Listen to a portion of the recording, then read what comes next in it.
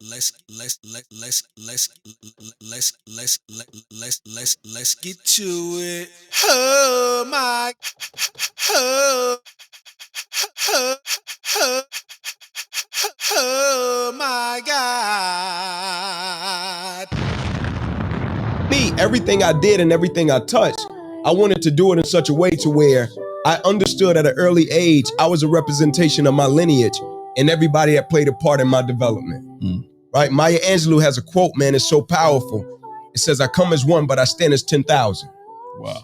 Right? I'm the representation of the people that shape, cultivate, and mold me into the man that I am. And oftentimes we're selfish. So it's easy to show up and not give everything you got.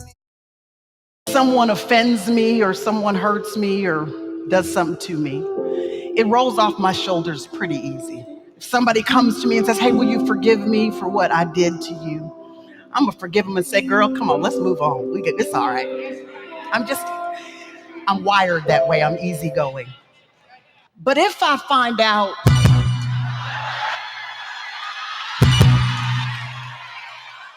I'm saying don't get it twisted. If I find out that someone's been scheming, that's a whole different story.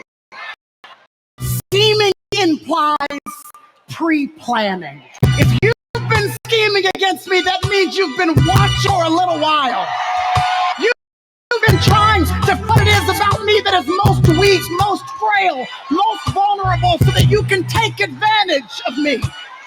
You've been studying me to find out what my patterns are and what the predilection of my flesh is and what my preferences are so that you can figure out the best time to take most full advantage of me and the people that I love. When I find out that you've been scheming against me and the people that I love, well, if it's a war you want, it's a war you're gonna have.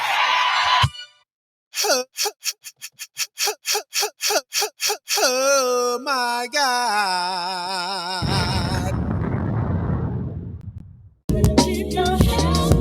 Yeah. What up, though? What up, though? Shout out to everybody out there, you know what I'm saying? This is the Areola Rollercoaster podcast, episode 32, man. Today's a great day. We gonna have a great time, you know what I'm saying? Yeah. Oh my God. Yeah.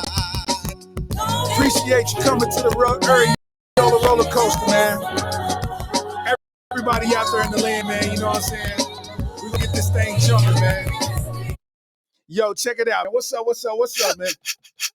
Oh my God. Hey, man, you are now tuned into episode 32 of the Areola Roller Coaster podcast, man. This is the second episode of the year, and today is a special day, man. You know what I mean? First, I got to give a shout out to everybody, man. You know, shout out to everybody that's watching, man, this live stream. If you watching on YouTube, shout out to YouTube, you know what I'm saying? If you watching on Facebook, shout out to Facebook, you know what I'm saying? If you watching this thing on Twitter, man, shout out to Twitter. Shout out to everybody on Twitch, man. You know what I mean? We everywhere with it right now. And if you checking in, man, I rocks with you the long way, man. So shout out to y'all.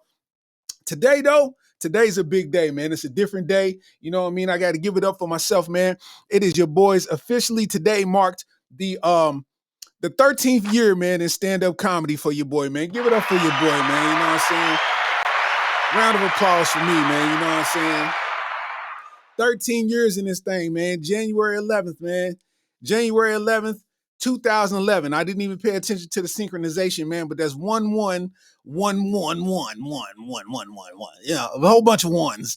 But the synchronization of that is something important, man. So this is 13 years in the game in stand-up comedy, man, from the first time that I ever got on stage and told a joke, man. And, you know, we still here, man. I ain't never did nothing besides be a father for longer than 13 years, man. I ain't been at a job for 13 years, nothing like that, but we here. You know what I'm saying? So, you know, shout out to me for that, man. You know what I mean? And we're going to talk more into that, man. But I'm glad everybody's here, man. Let me pull these comments up, man. See what everybody talking about in the chat, man. You know what I'm saying? You know what I'm saying? Vicky Osborne, what up, though? I see you in the building, man. Kyle, what up, though? Shout out to everybody in this thing, man. Shout out to Yo Saha, what up, though? Everybody popping in this thing, man. Yeah, man. This is 13 years in comedy for you, boy, man. And The thing about it, when I tell people that this is my 13th year and today's like the anniversary of that, everybody's like, you on your way, and one day you gon' you on your way to making it, and you gonna make it and make it and make it, and it's like, for me, my retort to that is, who's to say that I ain't made it yet? Right? Who's to say that I ain't made it yet? Because let me tell you something. Without comedy, in the toughest times I had financially in life, comedy saved my ass. You hear me? Comedy. People thought I was telling these jokes because I was passionate. Nigga, I ain't have a choice. Nigga, I was struggling out here. I was underwater. So, comedy saved you, boy. You know what I'm saying? So, shout out to that, man. You know what I mean? Because comedy does put me in rooms and put me in positions and to meet people and do things that I never would have did without it. You know what I mean? So I am thankful for that. You know what I'm saying? On God. On God. Shout out to everybody in the Areola Rollercoaster world, and shout out to everybody that's watching. They got areolas. You feel me? You know what I mean? Hey, man, there's a lot going on, man. We got a whole lot to talk about, man. I want to jump right into it, man. So, last week, Cat Williams shook up the whole internet for the start of 2024, and he has since had everybody going berserk. Everybody been going berserk, either trying to respond to Cat Williams or trying to match his energy. You understand me? I'm talking about Cat Williams' interview, man. Shannon Sharp, I think Shannon Sharp's probably at 30 million views already on that interview. You know what I'm saying? I mean, like, hey, listen, I'm talking about that internet, that broke the internet. That interview broke the internet for sure. And one thing I say about that, man, is that the irony of it. A week before that, I had filmed my Real is Rare special. And for the people who saw my special, you will know how the Cat Williams interview and my special kind of have similarities, right? And the thing that I noted in my special before we even knew about Cat Williams is the fact that anytime that anybody tries to reply to whatever was said, they're going to look goofy. Cat Williams did that special. He said what he said about whoever and wherever and however, and everybody that replied looked goofy. Am I lying? I'm talking about everybody. Luda made a song. Ludacris made a song. Bro, you ain't rapped in years. You think you gonna get in the studio and still do every time we come around, turn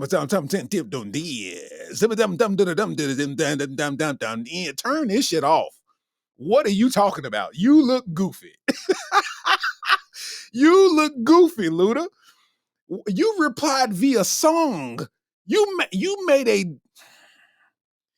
a diss verse.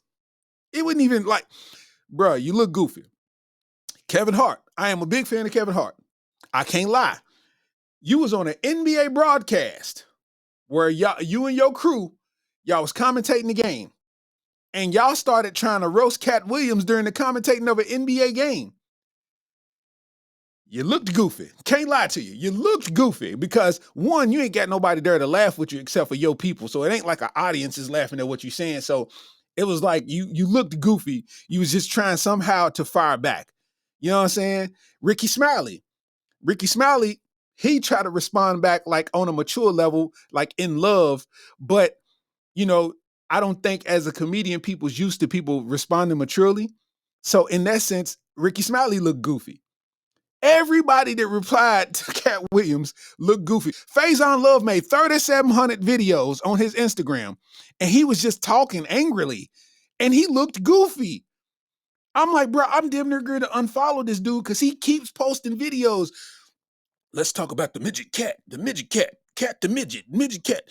Say something funny, fam. Say something funny, because he told you up, and you over here replying with stuff that ain't got nothing to do with nothing. You know what I mean? And hey, listen, it has turned the internet upside down. Now, Cat Williams did another interview with Willie D from the Ghetto Boys, and I respect it because that's the game. But you got to think, man, you chasing the white rabbit now. It's like anybody that interviews him, you just chasing the white rabbit. You trying to find that same hit like Shannon Sharp got, and you're never going to get it. Because that was shock. Nobody expected it. And that can only happen one time. That was lightning in the bottle. It's done. You know what I mean? Shannon Sharp's the winner. Anybody else is just going to be duplicating it. You know what I mean? Shout out to everybody wishing the congratulations, man. Shout out to Devin Jones. What up, Doe? Toya James in the building. Chris Wynn in the building. What up, Marvin? What up, everybody, man? Takara, what up, girl? What's up, man? Roger Paul J. You know what I mean? Everybody in this thing, man. You know what I'm saying? Hey, man, listen. Cat Williams tore the internet up to the point where now, you know what I'm saying, 2024 is the era of truth. Like, dog, if you go on YouTube and you just type in Cat Williams, it is so many reactions to this podcast from other podcasts, like just clips, because they know Cat Williams is a hot name that's going to get clicks right now. You know what I mean? And I think it's funny because now that he led with truth and they see how the truth took effect, you know what I'm saying? I think that everybody else is trying to follow suit now. You know, Exhibit A, Stephen A. Stephen A. Smith, as in Stephen A. Smith. Stephen A. Smith has a podcast called The Stephen A. Smith Show that he does outside of ESPN. And Stephen A. Smith just released a book. And I guess in the book, whatever he was talking about, Jason Whitlock bad talked him. So whatever Jason Whitlock said, Stephen A. Smith decided he was going to respond, but he was going to respond in the same tone and vein as Cat Williams. You know what I'm saying? And it's so funny, dog, because I watched the interview last night. I watched the podcast last night of Stephen A. Smith. And Stephen A. Smith said he apologized to his pastor beforehand. He talked to the executives at ESPN to make sure that it was cool. and you know, Stephen A. Smith been on TV all of our lives, right? So it's like you've never really heard him in a situation where he cussed or talked reckless or any of the thing. But it's like this particular instance, hilarious, man. Let me play something from it, man. Once the same article in Deadspin came out, weeks later, you wrote a lengthy apology to me in an email, begging me to forgive you, pointing out how you were betrayed by this particular writer, so you know how I must feel that you betrayed me. Did you tell the folks that, you bitch? Did you tell them? Oh my God. You fat piece of shit. Did you tell them that? Got the names. We got Jamel Hill. We got Howard Bryant. You want me to bring up the other writers that wouldn't work for you? Why it took you nearly 2 years to get an article out? Because you ran that shit so bad you were running it into the ground? Did you tell them that once this same article in Deadspin I gotta let it run out, back. We gotta run them cuss words weeks back. later, you wrote a lengthy apology to me in an email, begging me to forgive you, pointing out how you were betrayed by this particular writer, so you know how I must feel that you betrayed me. Did you tell the folks that, you bitch? Did you tell them? You fat piece of shit. Did you tell them that? For the rest of the year, I am cussing people out that same way. Hey, listen, man, I added it to the soundboard. You got me fucked up. Did you tell the folks that, you bitch?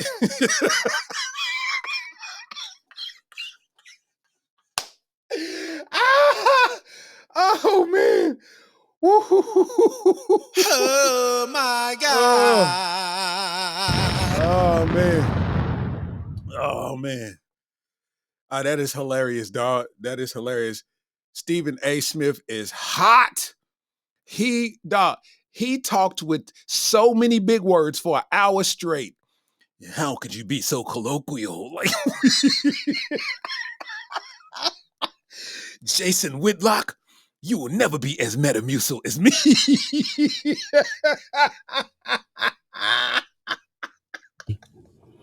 Did you tell the folks that, you bitch?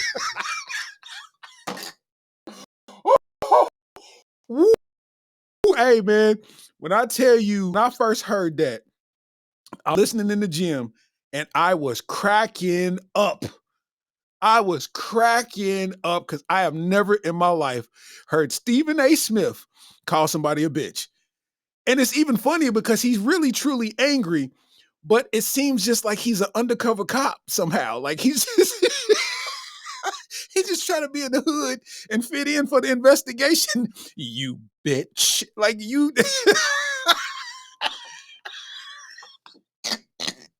I ain't never heard nobody cuss corporately.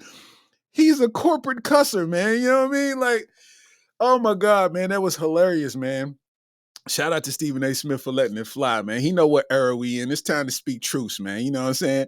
Let me see some of these comments, man. My boy Andrew Kahn in the building, man. Shout out to Andrew Kahn, man. Make sure y'all follow my dog Andrew Kahn, man. One of the funniest dudes in comedy, man. You know what I'm saying? From the state, from Kentucky, man. You know what I mean? Getting busy, traveling all over the country, man. Said he can't wait for the special. Let me tell you, Andrew, man, listen. I'm gonna tell you, it's one of my best bodies of work. You know how it is when we do what we do. My execution, man, I feel like my execution was at 100, man. Like, so I can't wait. You know, it's getting edited as we speak. And you know, we're gonna have it out there for the masses in one way or another. You know what I mean? Trevante Jones said, I know it ain't gonna happen, but I wish you had a morning show I could tune into at work. But either way, I'm listening to this first thing in the morning. Oh, for sure. See, the thing is, man, you can listen to this in the mornings on your podcast app because it'll be out on all podcast platforms in the morning. I mean, really in the middle of the night, but you know, it'll be right there. So for everybody that got Apple, you know, you can look for the show, Areola Rollercoaster Podcast. You'll find it Spotify, Google, whatever you listen to your podcast on, man, we on there, man. You know what I mean? So for sure, if you like listening in the morning, we'll be there. If you want to stream, if you want to watch the live stream in the morning, it's there. You know what I mean? So, you know, you can check the YouTube, watch it, make it do what it do, man. You know what I'm saying? Shout out to my boy Damon Cherry in the building, Chris Williams in the building too. Jermaine Cole, what up, though? Cherry said, in my Stephen A voice, you know you done fucked up. You know you done fucked up, you bitch. Hey, man, that is the one. Did you tell the folks that? You bitch.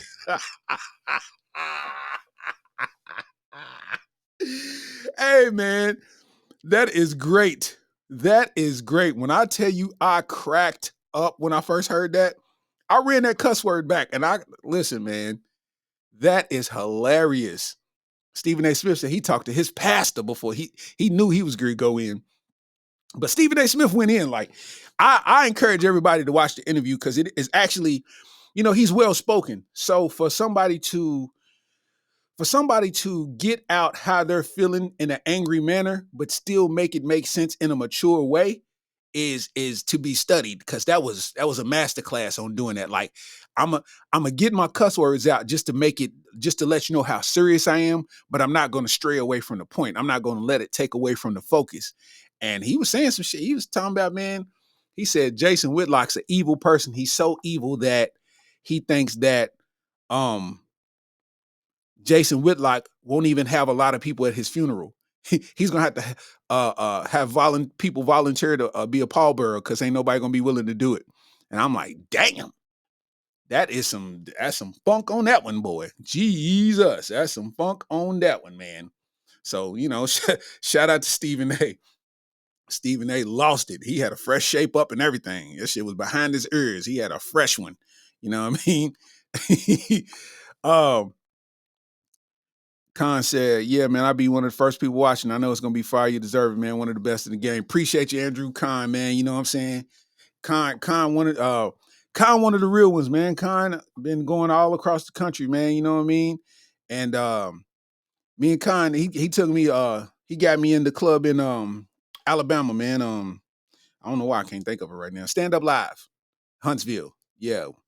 We went to Huntsville and did the show together, man. And you know, Andrew Khan put in that work. You know what I mean? We made it do what it do, man. So salute to my boy. You know what I'm saying? In other news, Let's get to it. it's a pastor. I don't know his name. I didn't even look for the details. I didn't really care about the details. It was more about what he was saying and the position that he's in while he's saying it. He's having a sermon, but during the sermon, he's getting upset and he's talking about how people that vote Democrat aren't of God. I'll say that again. The pastor said that he feels like people that vote Democrat aren't of God. So he's speaking down on people on their political beliefs and saying that whatever your political belief is, if it doesn't match mine, then you don't have the same religious beliefs that I do. You know what I mean? So listen to this. You know, the Bible talks about church discipline, right? About kicking folks out that cause trouble. I'm almost going to say I'm about to the place. I am to the place. I'm to the place right now. If you vote Democrat, I don't even want you around this church. You can get out. You can get out, you demon. You can get out, you baby butchering election thief.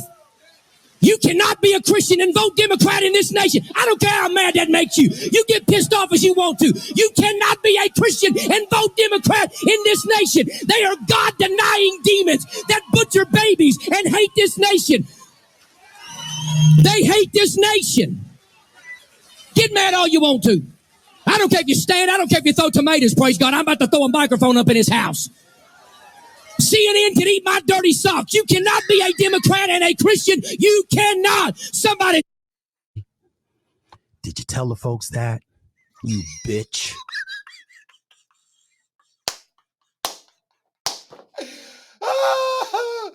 Couldn't wait to use it. I couldn't wait to use it. I could not wait to use it. Yo. Hey, listen. 2024 is scary turned up. It is a scary level of turned up right now. What the fuck is going on?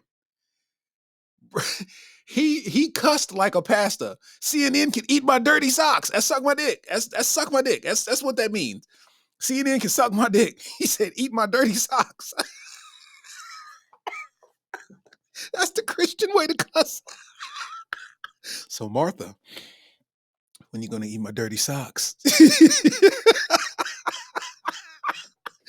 Shit, I'm trying to get my dirty socks ate. I don't know about y'all. I'm trying to get his dirty socks ate. You feel me? CNN can eat my dirty socks. Did you tell the folks that? You bitch. I'm having way too much fun with that.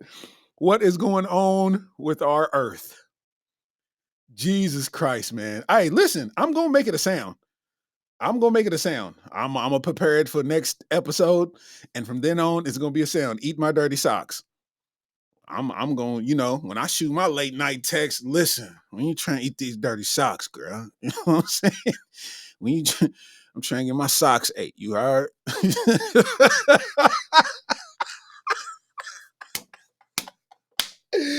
What? Now, I got to run it back again just so we can fully digest it. That was a lot to take in on the first go, man. So we're going to do it again, man. Check it out. You know, the Bible talks about church discipline, right? About kicking folks out that cause trouble. I'm almost going to say I'm about to the place. I am to the place. I'm to the place right now. If you vote Democrat, I don't even want you around this church. You can get out.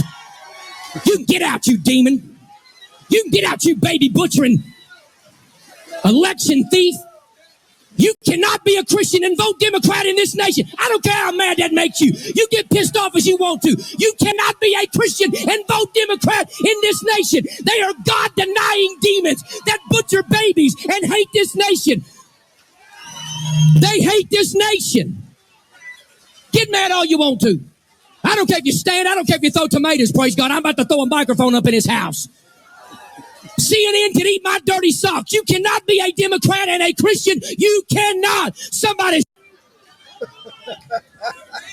You know the Bible. Eat my dirty socks, man.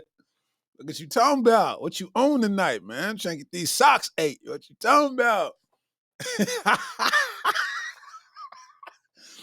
Oh, man. I named this episode something to do with the anniversary, but Eat My Dirty Socks is a hilarious title.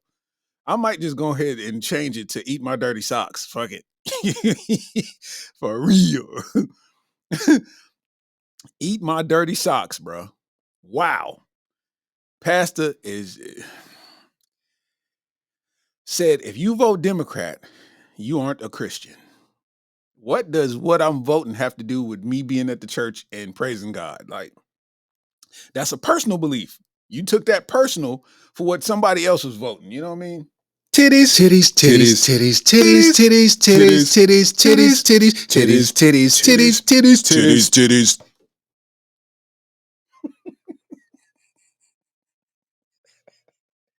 Titties.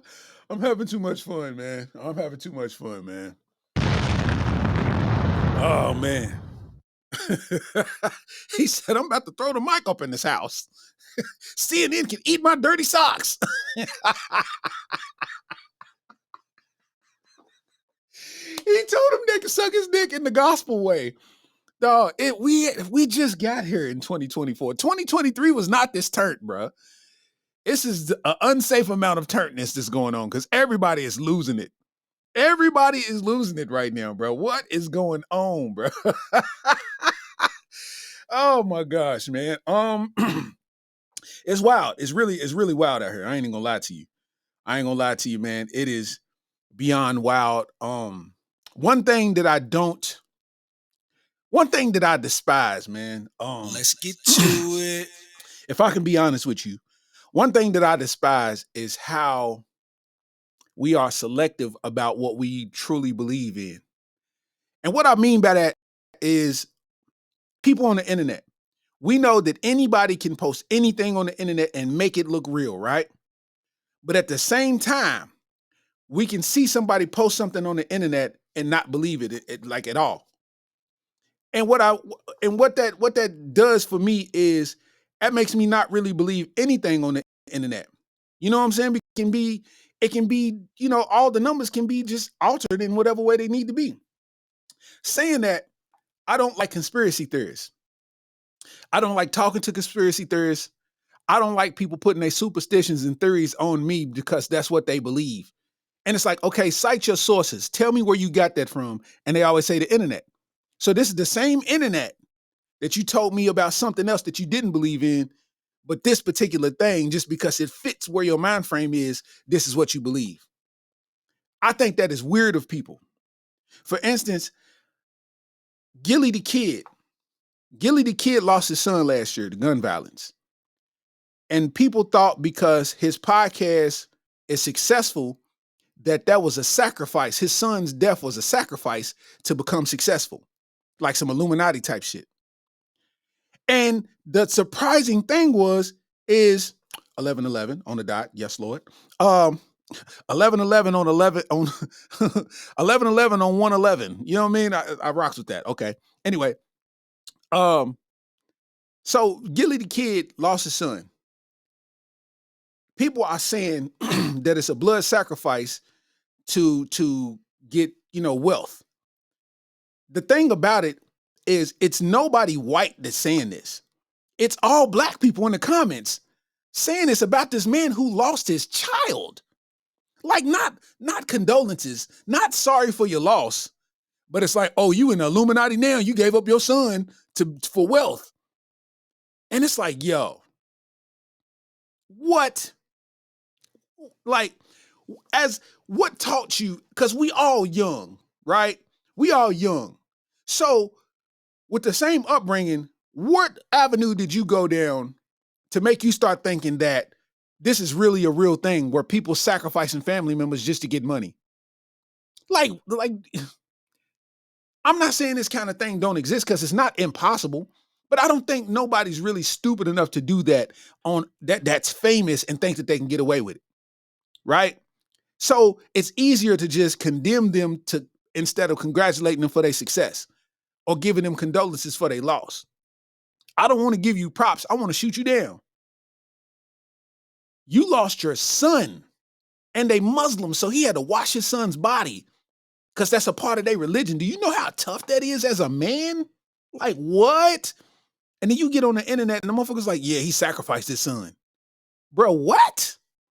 Man, listen to this, man. This is Gilly, responding to it.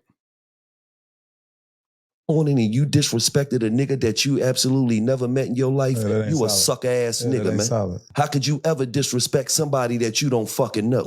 How could you ever disrespect a man's child that got murdered out here in these streets? I mean, rest in peace, first and foremost, to your son, man. That is honestly one of the things that pisses me off the most. And I wouldn't even mention it if it wasn't getting thousands of likes. People are like, see, the fucking Illuminati sacrifice. Illuminati. That makes my blood boil that they would use a situation like that. That's like so tragic. The Illuminati sacrifice and all that dumbass shit online. The Illuminati came down North Philly and killed my son. Shut the fuck up. I see some dumb shit like that online because you niggas trying to get views and likes. Well, Jay-Z, you get so good, they wish the devil on you. Yeah. Facts. But one day, Logan gonna lighten up. I'm gonna tear y'all ass up. I'm gonna light y'all the fuck up.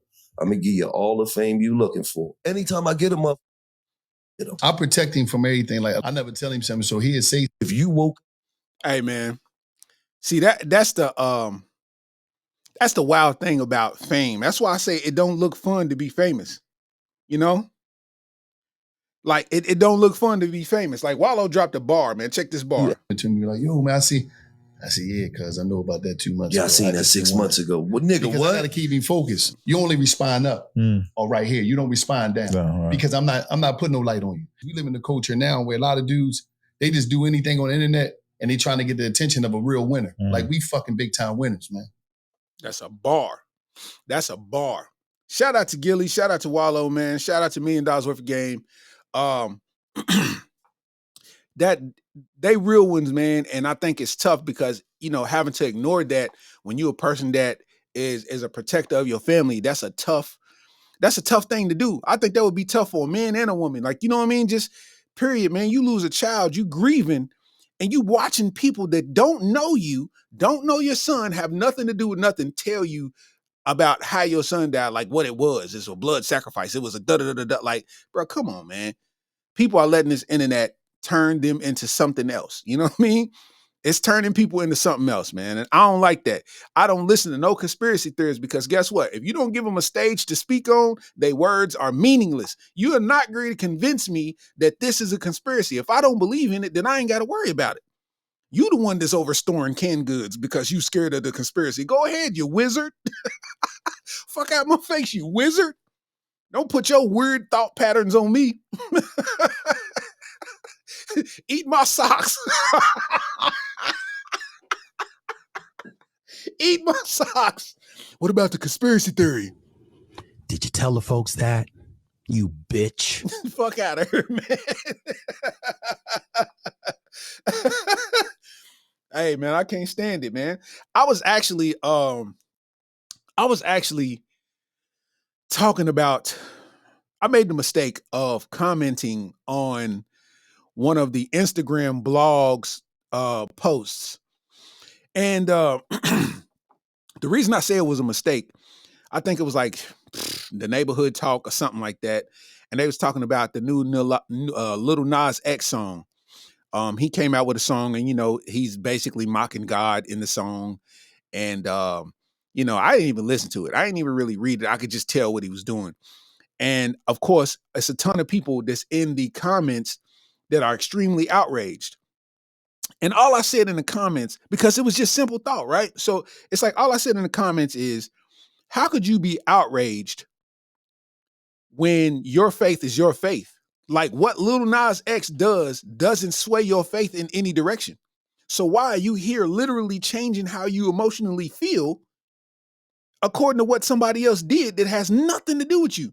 Nowhere near you. It doesn't affect your pockets. It doesn't affect your emotions. Well, it's affecting your emotions. It doesn't affect you physically. It doesn't affect your family. So what is it that you actually mad at? Because it can't be this post that you just read on Instagram. You didn't get on Instagram to get emotional, but yet you see somebody that ain't got nothing to do with you doing something that ain't got nothing to do with you, and somehow you upset now. So I simply said, I'm tripping off. I'm like, the video's weird. Right? I'm like, Lil Nas X is doing some weird stuff, but it's even more weird that y'all getting at him like y'all faith is affected. You know what I'm saying? Like y'all getting at him like y'all faith is affected and it's not. Your faith is yours. So, you know, you good either way it swings. And it was so many people trying to debate me into their way of thinking. So if somebody spit in your mom's face, you wouldn't do nothing about it. And I'm like, what does my mama have to do with Lil Nas X coming out with a song mocking God? You're supposed to educate people when God is mocked. Educate who? Because he's the one in question. So why is everybody else having to deal with what you think should be done? Like, you see what I'm saying? It's like, if why are you using the extra energy to try to educate some people that didn't do what you mad at? Like, you get what I'm saying? It's like, you got to make it make sense. You're trying to educate people because this man did something and he mocked God. So you're trying to tell other people why they shouldn't mock God. Bro, they have nothing to do with it. And who said it was your job to fight the battle every time somebody does that?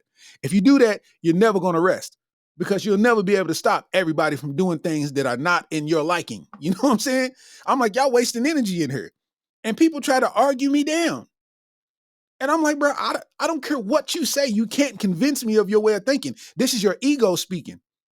And I'm like, if you sitting here and you so religious and you so of God, then your ego wouldn't be in the way, right? You would let cooler heads prevail because who are you to chastise somebody just because they being blasphemous? It's not your job. That's not your job. What the Bible says, quit applying parts of the Bible to what you're trying to do just to fit the topic of discussion, because there's other parts of the Bible that talks against whatever you're trying to do. You believe in God, but you only believe in God in ways that benefit you. Go ahead on, man. People are nuts on the internet now. You know what I'm saying? People are going nuts on the internet. Lil Nas X knows what he's doing. It's getting clicks, it's getting spins, it's getting attention. He knows what he's doing. Whatever he got to pay for, if it's something that he has to pay for, we have no physical evidence of this. Whatever he got to pay for in the alternate universe, what does it have to do with you? What is like? I could never put my energy into that. And the thing is, it ended up getting, I think the comment itself probably got 250 likes because it was a lot of people that agreed, but it was a lot of people trying to talk me out of it. You know what I'm saying? And one chick, she said something. She said something, and she called me like a clown or something like that. And I'm like, yeah, that's God-like, just like a church nigga. Like, you just like a church nigga. On top of that, you a stud. So you already, you a stud, but nigga. Like, so first of all, and the thing about it, you a stud that looks like a cute girl. So you ain't even good at doing this. Like, come on, man. Quit playing with me for I holler at you and for I holler at you on some Nas X type shit. You a stud. I heard you doing a horrible job of being a stud. Over mad at Nas X. You better chill before I become Nas X on you, goddamn it, your motherfucker. Get your fine ass away. Don't nothing offend the stud like a motherfucker giving her a compliment. Nah, I ain't gonna lie, you thick in the motherfucker, bro.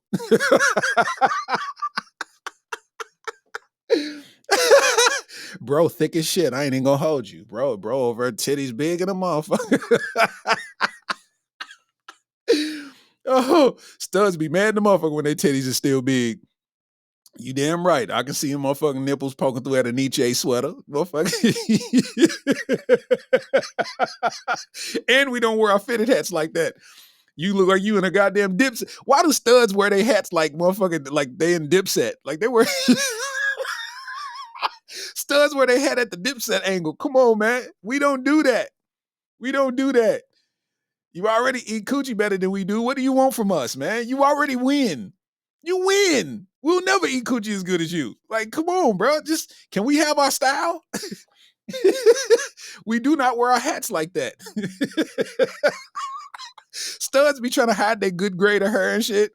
You got good wavy ponytail hair. You try to put a do-rag on. If you don't let that beautiful hair flow,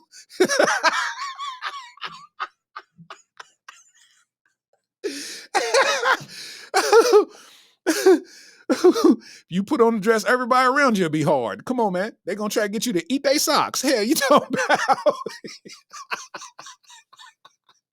They're going to try to get you to eat their dirty socks. Hell, you talking about? Oh, man, the world is losing its shit, man. The world is losing its shit. For real, man.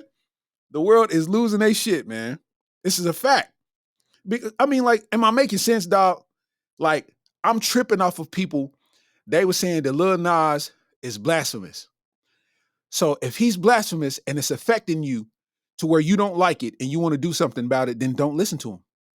That's about as most as you can do. Don't listen to him. That's it. Because he needs ears and eyes to be relevant. Without ears and eyes, he's not relevant. So you discussing this is keeping him relevant. See, what he's doing doesn't offend me. I find it weird, but I'm not offended because my faith is my faith. How I believe in God is how I believe in God. That ain't got nothing to do with it. That don't bother me. I don't care if somebody got a devil on their shirt. What does that got to do with me? That's your ego. That's not your religion. That's your ego. Right? But people don't want to hear that. When you start speaking truth to them, they don't want to hear that. Next thing you know, you end up blocked, all kind of stuff. It got to the point where most of my notifications were comments from that either agreeing with me or disagreeing with me. And they was just basically trying to have a debate. And I'm not trying to debate in the comments of a blog. I just thought it was weird. You know what I mean? So I delete the comment. When I deleted the comment, people started inboxing me. People started inboxing me because like, it was one person, they told me like, yeah, I see why you a failed comedian. And I'm like, bro, here we go. You done went to my page because I said it was weird that everybody's mad that he's being blasphemous. And I'm like, you went to my page and decided to come and tell me about what I do. So you're going to ignore my first 3 pinned videos, which are all epic things happening. One video got over 1 million views. The other one is me catching an award. The other one is me and a clip from me and my special. So you're going to ignore those 3 and then tell me that I'm not a funny comedian. Okay. I mean, that I let y'all in on a secret. Comedians hear that all the time. When you have nothing to say to a comedian, that's what people say. Nigga, you ain't even all that funny. You ain't even all that funny. We don't even be bothered by that, by the least. Like, niggas be thinking they snap with that. Nigga, you ain't even funny. Like, bro, we heard that already. But it's funny because when I deleted the comment, because I was tired of the notifications, I'm like, I'm literally not going to argue with you niggas. A motherfucker inboxed me and said, oh, yeah, you tried to delete it because you knew I was going to fire your ass up. Bro, I don't even know you. That's what I replied with. I said, bro, I don't even know you. What do you mean? You need help. You were so ready to say something to satisfy your ego that you DM'd me. You don't even follow me. You saved my screen name. And it was like, nah, nigga, you gonna hear what I got to say about God. Did you tell the folks that? You bitch. Hey, bro, it's weird out here right now. It's weird on these streets. And I'm gonna tell you something, because I know some of these ladies in the chat right now, right? I'm gonna tell y'all something, man. All you ladies, I appreciate y'all. And I'm gonna tell you why I appreciate y'all. Because y'all are being y'all. When it comes to the looks, you look like you. You're not conforming into the generalized look of how women want to look nowadays. Like, y'all know the look I'm talking about. Long hair, tight dress, big hips, big titties, the eyebrows, the whatever, and that's it. Like, women are still looking like women, and I can appreciate that. Like, not saying that they don't look like women, but they all look alike. There's no unique identity to them no more. You know what I'm saying? So I appreciate y'all, and I want to tell y'all that personally, that I appreciate y'all for individually looking like yourself. You know what I'm saying? Because that's what's making you stand out among so many copycats now, because everybody's trying to look like something. It is so weird, bro. How many people we know in town, in Lexington, Kentucky, that done got a BBL or done got surgery and then started doing workouts and posting workouts in their story? Motherfucker, you are not in shape. You are not fit. A flight of stairs will still kick your ass. I don't care how much surgery you had. Come on now. I'm all for feeling good on how you feel, but don't get in the story acting like you earned this. Don't get in the story acting like you earned this. You know what I'm saying? You got a Drake quote at the bottom and all of that. Sweat hard for the one you love. Like, what? You can do it too. What? Like, come on, bro. Come on, bro. You gonna spend your income tax on that? They losing their mind out here, man. They are losing their mind, man. That's so funny, man.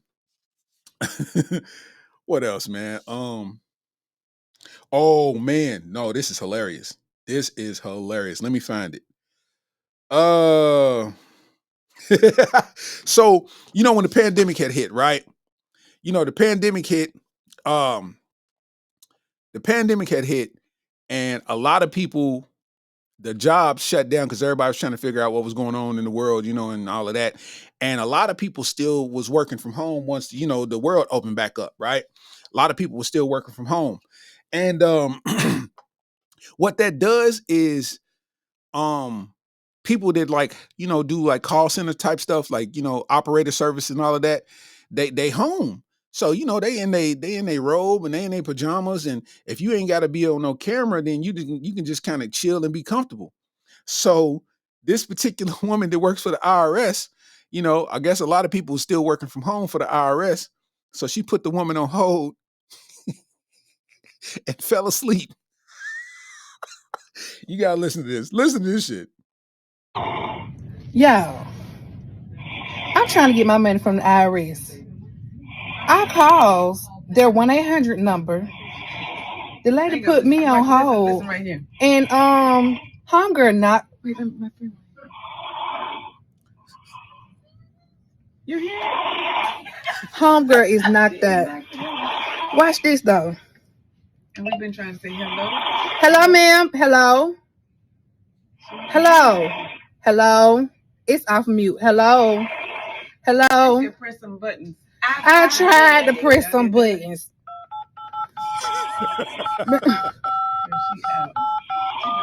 Baby, Iris, this who y'all got working for y'all?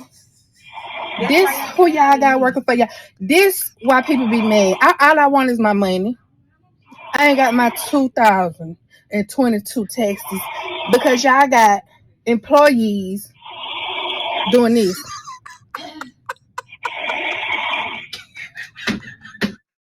Listen, man. When I tell you fam was done, fam was done. I know she gonna wake up and realize that she sleep and look at the minutes on that phone like, oh. Oh. This is a recorded line, right? That supervisor gonna be sending all kind of text messages, boy. She fell asleep on the phone and was out. It gotta be a requirement. You can't be a call center worker if you got sleep apnea. No, what? I've never heard of that before. She was asleep on the phone and she was snoring stupid hard. I don't know what she did the night before. She was eating somebody dirty socks. Goddamn. Oh my God. Oh, yo, for real though. She took a Benadryl. For her allergies or something. That knocked her straight out. You know what I mean? Anyway, in other news, Let's man. get to it. They found out that NBA Youngboy has 11 children. I may be off by one or two in either direction, but from what I've seen him say, 11 children, bro. And that's wild because it just goes to show that money can get you behind doors that you would never get, if you didn't have the money. You know what I'm saying? Because 11 children and he looks like a rapping praying mantis. That's amazing. 11 children, bro. I got 3 children and I be having a tough time. I be giving lectures, man, because I see every transaction my son does, I see it. It comes to my phone. My son went Chick-fil-A and spent $14.50. Bro, what are you doing? Why on God's green earth are you over here spending $14 on yourself? Huh? What are you getting at Chick-fil-A that's $14, bro, for you? That's 3 4 for foes. What are we talking about? That's 3 $5 biggie bags, man. What are we talking about? You got 11 children, bro. I feel bad for the fathers because if you think about it, just imagine you raising your daughter to be a productive member of society and she end up getting pregnant by NBA Youngboy and being this nigga 10th baby mama. Nigga, Your stomach gonna hurt every day, nigga. I failed. Nigga, I failed. I failed hard because nigga, my daughter, my baby, is this young nigga's 10th baby mama. What? Hey, bro, listen to what this nigga had to say when they said that he ain't a good parent, man. Listen to this nigga, man. Know the situation. Yeah. Man, my house, they told the wrong. My motherfucking house stayed for the churn, man. Hey, I'm just out of that I'm out of that stage of posting it, you pussy bitch. You want me to show every time I'm with him? You want me to show every time I'm with him? It don't matter. Hey, it don't matter if a house full of hoes in this bitch. Hey, I got churn running around this bitch, nigga. Some of them running around this bitch. And a couple of them anyway. Man, what? Hey, listen, bro. I be more and more thankful every day.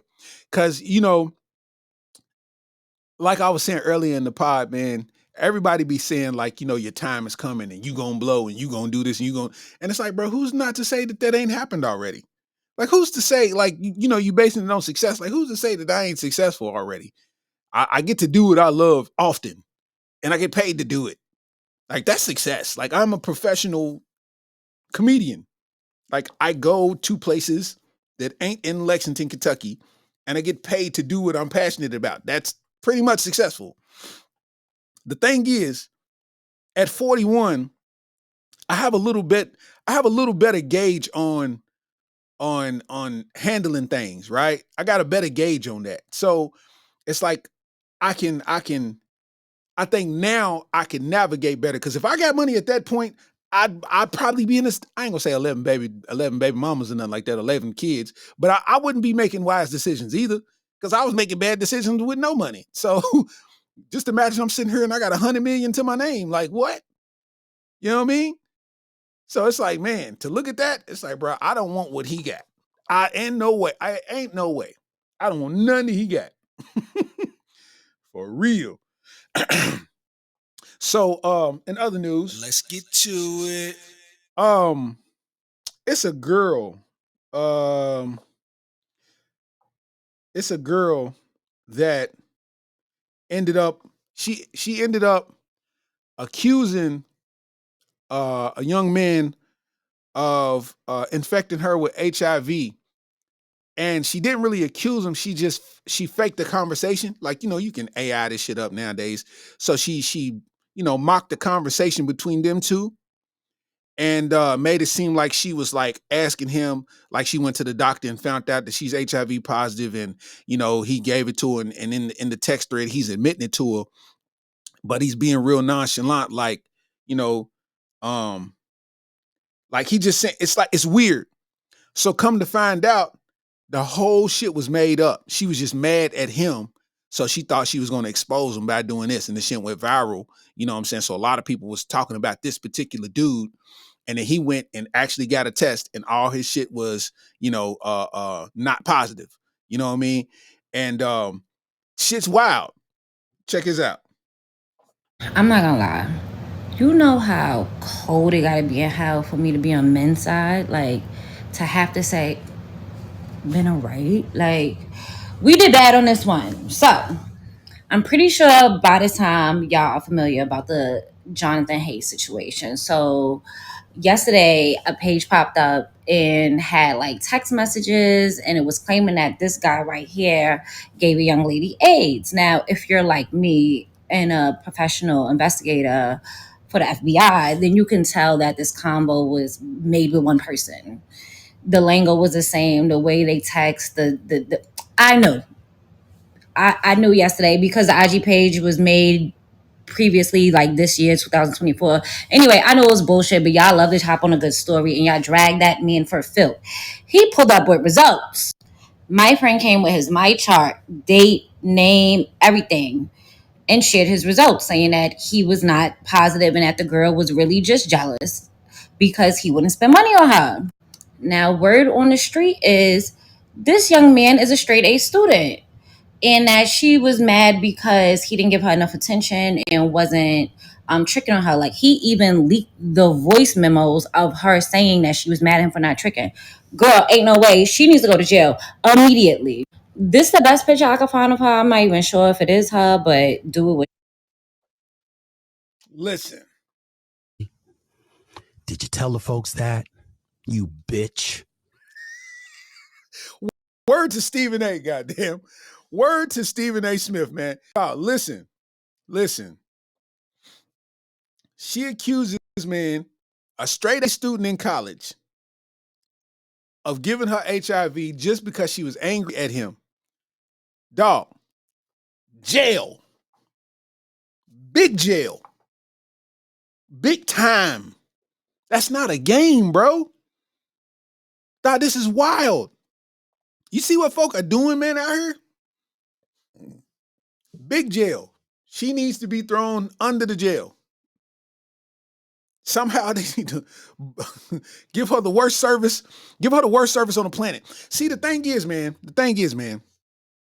people will dim somebody's light to make theirs brighter. I don't know what it is that makes people want to play victim all the time. They'll talk bad about you. They'll smear your name to anybody that's willing to listen in hopes that you'll just agree with them so they can feel good about the bad shit that they did. She took this man's name and put the worst smut on it that you could put on it. She said this man got a deathly illness that he can't get rid of, and he gave it to her. And she mocked up a conversation to make him seem like he gave it to her in what? Then he comes with the results. He got the voice notes. He got all that type of stuff. And now she ain't got nothing to say. You got to do that forever. This man a straight A student. That's why I tell my son, man. I got a teenage son. I got a 21-year-old son.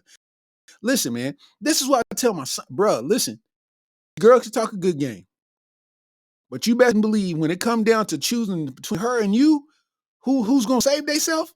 Oh, you best believe she gonna save herself in whatever way, shape, or form possible. You got the whole world ahead of you. You got things on the line. You are responsible for things now. You are a representative of a university now. You are a signed athlete. These girls will go the extra mile. I know it sounds like gibberish coming from Pops, but I'm telling you the truth.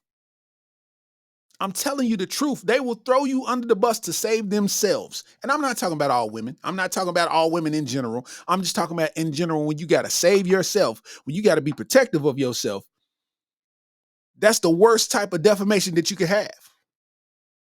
You're going to tell everybody this. You're going to post it, knowing it's going to go viral, that somebody gave you HIV and you know you don't even have it.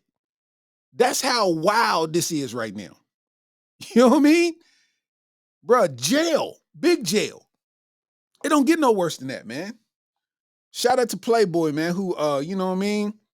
He went on and, you know, posted his results on his page and, you know, cleared his name. You know what I mean?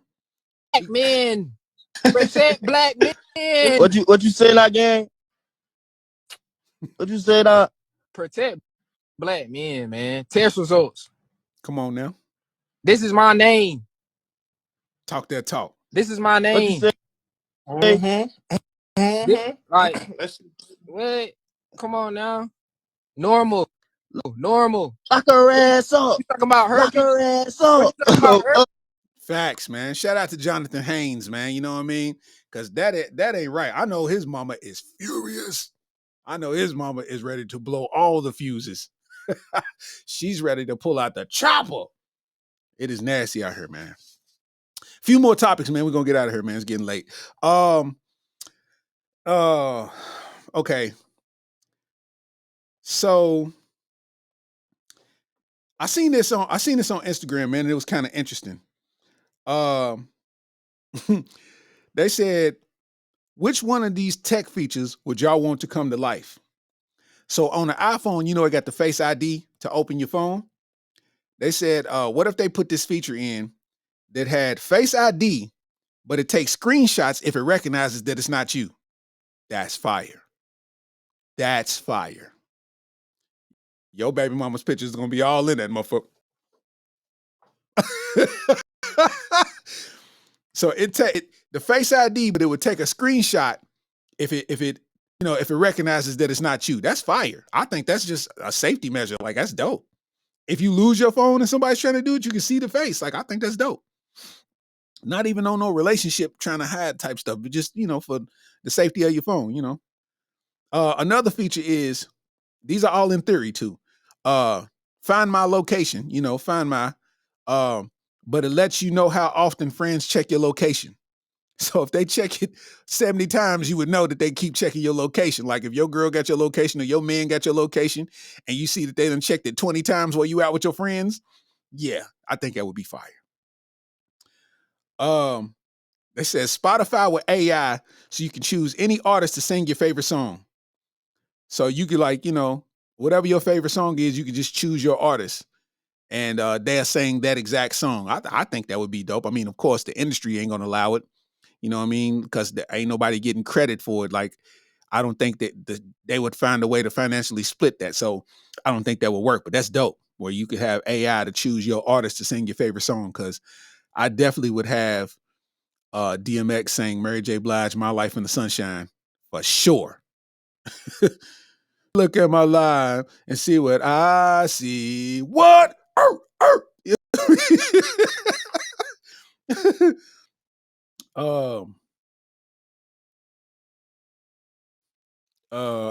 It said contacts.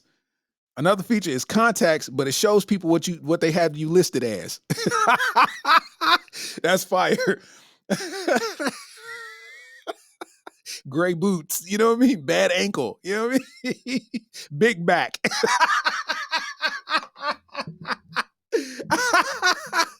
That's fire, man. They put those features in. I think that would be dope. I don't know, man. You know what I mean? Some of these, I ain't do all of them, but some of them was crazy, but that's fire. Lastly, man, to get out of here, man, let me get my round of applause going, man. Round of a motherfucking applause, man. You know what I'm saying? Let me get my round of applause going, man. Let me get my round of applause going, man. What am I round of applause in for? Okay. A round of applause to the Miami Heat head coach, Erik Spoelstra.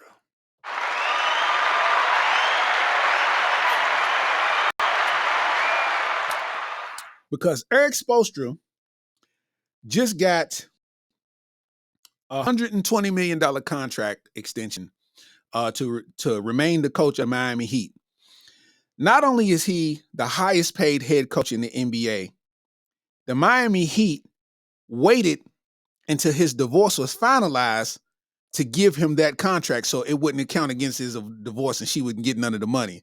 Give a goddamn city boy round of applause for the goddamn Miami Heat.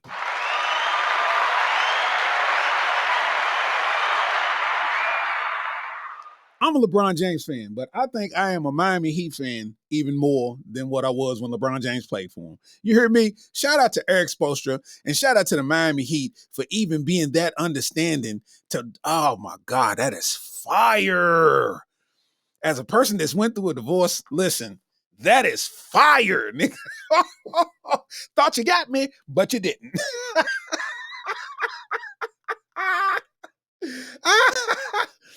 Yeah, they settled. You know what I mean? They split their property and split their assets and all that kind of shit. Next thing you know, she get on Instagram and see a nigga got him and she do it. Did you tell the folks that? You bitch. Yo, shout out to the goddamn Miami Heat, bro. That is the coldest. Hey, listen, I hope they win the championship because that's fire. That is fire. I ain't never seen nothing like it. That is fire. Like, just, I'm going to still be a fan of who I'm a fan of, but like Roger Poje said, man, listen, I'm an honorary Heat fan now, just on the strength. Shout out to Pat Riley and them. Ooh-wee. They just imagine thinking that you got over on him and bro come up on an extra 120 M's. Oh my God. Take a little pocket change, baby. Take a little pocket change. I'm up. What? And they waited till his divorce was finalized, bro. So the contract been done, But they waited till the divorce was over so it wouldn't have no bearing on that thing. Because, she would have extended that out. She would have extended that out trying to get some of that money too. Yes, Lord. Hey, man. Hey, man. That's a beautiful thing. Shout out to Eric Spoelstra and the Miami Heat, man. You know what I'm saying? Hell yeah. And shout out to me, man. Shout out to me. You know what I'm saying? My 13th year as a stand-up comedian, man. Shout out to me, man. Let me tell y'all something, man. On some real talk before we get out of here, man. Being a comedian has been one of the most fascinating, wildest, like, professions to ever be a part of. Because in the industry is so cliquish, as you could tell by the Cat Williams interview, in the industry that's so cliquish, I somehow still am able to find my way. I'm by being me. You know what I'm saying? I don't really be trying to team up with niggas like that. I mean, it's cool. I fuck with everybody, but I don't be trying to be a hanger-oner. Like, you know what I'm saying? I just rather get mine out of the mud. But to be in some of the rooms that I've been in, if I told people, they wouldn't believe me. But you can't be the one motherfucker in there like pulling your phone out trying to record because, you would be the lamest nigga in the room. You know what I'm saying? But to be a fly on the wall, watching niggas who's at where you call a goal, be there, and how they react is an amazing thing. I think that's why I address stuff so different, because I watch motherfuckers who's doing it and their conversations is different. Like, I see what a successful conversation sounds and looks like. They're not talking about people. Like, you be in a room with motherfuckers and everybody's talking about people. They don't talk about people. They talk about things. They talk about actions. Yeah, I'm getting this house built. Yeah, I got two donks built. I'm getting the rims coming in, man. Dude's building the motor right now. Whoop. This is one I just copied from Florida. Do. Yeah, I'm thinking about selling this one right here. I'm thinking about da. It's like the conversations is different because all that other stuff don't even amount to nothing no more. You know what I mean? And, starting out, my very first show was at Club Bananas on Winchester Road.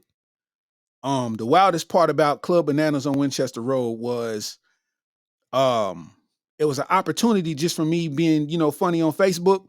I put the word out, like, because everybody used to ask me to do stand-up, like, man, you should do stand-up. You should do stand-up. My teacher, Miss Stevenson, was saying this in AVID, Advanced Via Individual Determination, that AVID class at Winburn Middle School.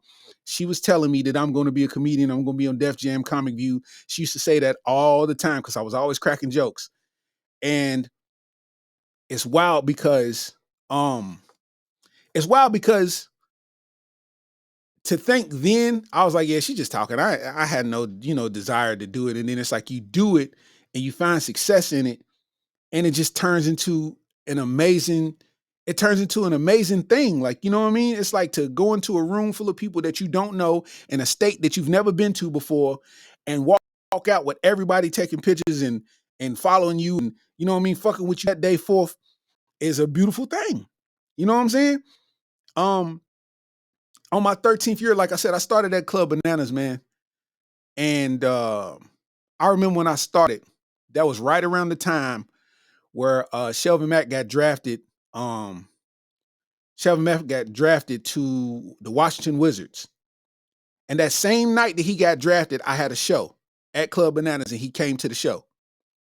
And we was in there, and we was telling jokes, and I was talking about how he was when he was playing in the Butler championship game, and he had a turnover like in critical minutes. Like, it was less than a minute left, and he turned the ball over. And they ended up pulling it out, I think, or something like that. But it's like, at this point, he's chasing the dream. You know what I'm saying? He's chasing the dream. And it's like, then that night he got drafted. And it's like, since then, he's since retired from the league.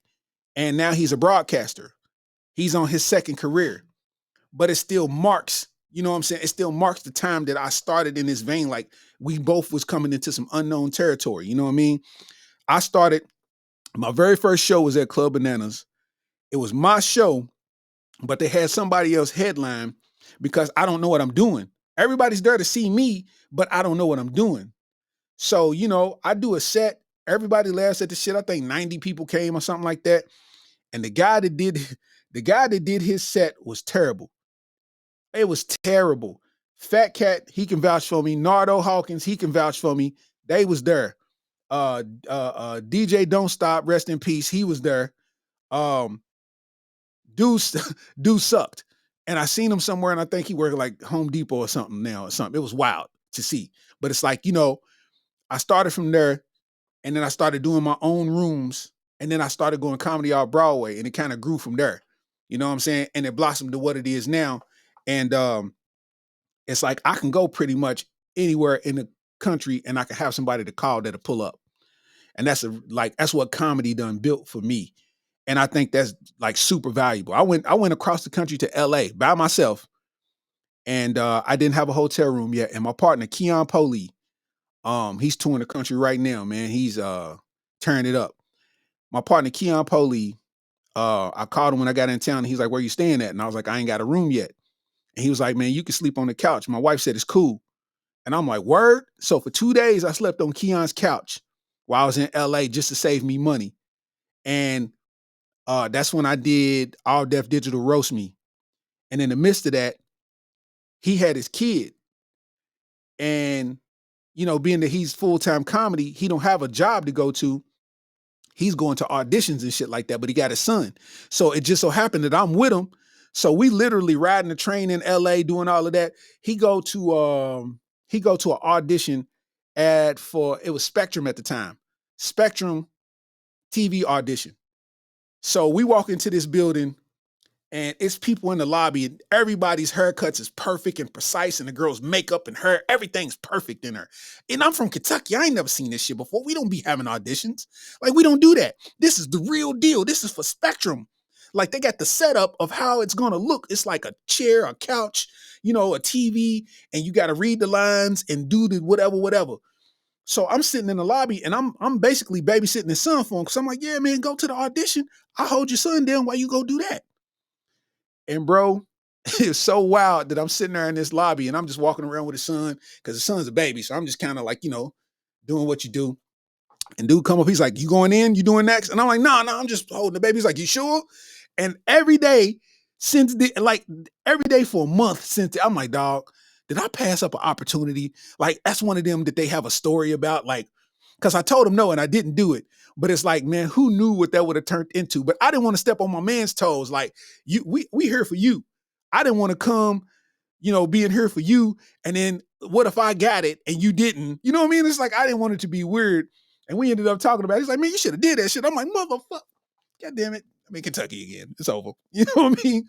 But comedy, man, I got so many comedy stories, man. And it's been a beautiful journey, man. Like, I literally was in Philadelphia for the first time, and that was because of comedy. Like, my first time in California was because of comedy. Adele Givens brought me with her to Tommy T's in Pleasanton, California. And I just learned so much from that weekend. Like, I did a lot of shows with Adele, but that particular weekend taught me so much, because I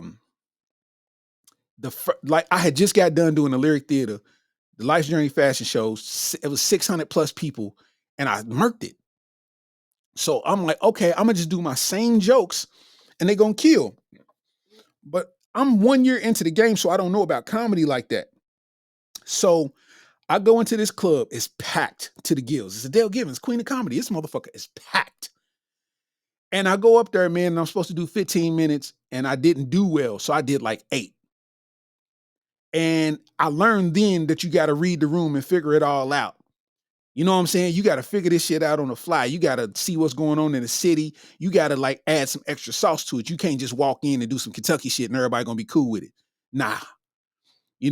So I went, like, we was doing 2 shows that night, and I went back in the dressing room, and, I kind of wrote some more jokes and kind of used some shit that I ain't use. And, I went out there and I did way better. You know what I mean? I still didn't kill, but I didn't bomb. You know what I mean? So I was satisfied with that. But one of the dude that was a host, he was a radio personality in Oakland, and he told me something that I didn't pay attention to. I'm still a rookie. He's like, "Man, take the microphone. When you get on stage, you got to take the microphone stand and sit it behind you." He's like, when you get up and you first thing you do is take the mic stand and sit it behind you, that's like you a certain dominance, like you ready to do what you do. Like leaving it right there beside you, unless you stand like you putting your hand on it, that's a rookie look. You look like you don't know what you're doing. You know what I'm saying? And I'm like, oh, really? And I tell you now, I could post every video that I've done doing stand-up from that day forth. That was 2012. From that day forth, first thing I do, grab the mic, sit it behind me. Valuable lesson. I learned that years ago, and I still imply it to this day. You know what I'm saying? And that's the beautiful part about the comedy hustle, man. You know what I'm saying? You just grow and you just get better, man, and you just do what you do, man. I'm like, you just got to immerse yourself in it, man. So, I ain't gonna talk everybody's head off, man, but I just wanted to say for anybody that's ever supported me in my comedy throughout this 13 years, man, I appreciate you.